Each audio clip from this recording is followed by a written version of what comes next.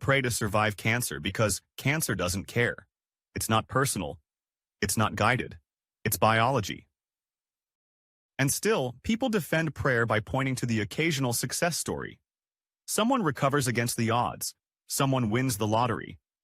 But rare events happen with or without prayer. It's a statistical certainty that unlikely things will happen if you have a large enough number of chances.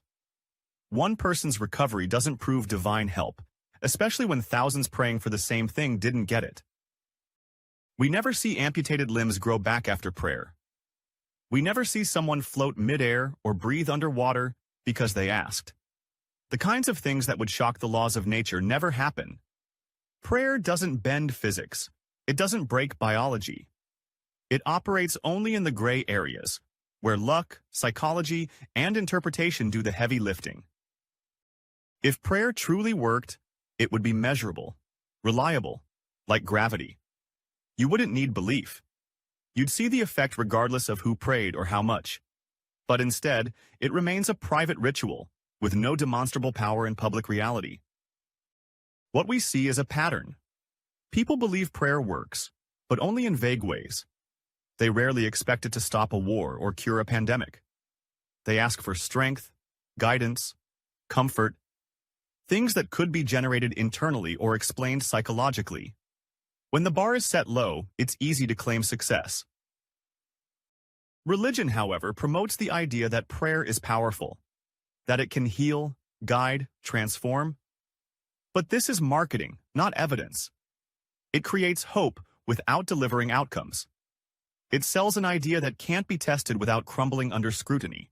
And it does this while telling people to ignore the failure rate. That's why prayer fails every logical test. It doesn't produce consistent results. It doesn't outperform chance. It doesn't stand up to controlled experiments. It contradicts the very nature of an all-knowing, all-powerful being. And when it fails, the blame never goes to the idea itself. It's always redirected. You didn't pray hard enough. You didn't have enough faith. Or it just wasn't meant to be. But logic doesn't work like that. When a hypothesis fails, it's discarded or revised. It's not worshipped. If prayer were a scientific theory, it would have been thrown out centuries ago. It survives only because it's protected by emotion, tradition, and fear. Not because it has any rational backbone. And the real tragedy is this. While people kneel in prayer, real solutions wait. Science, compassion, education, action, these change the world. These feed the hungry, cure diseases, lift people out of poverty. If all the hours spent in prayer were used in action, the world might actually begin to resemble the one people pray for.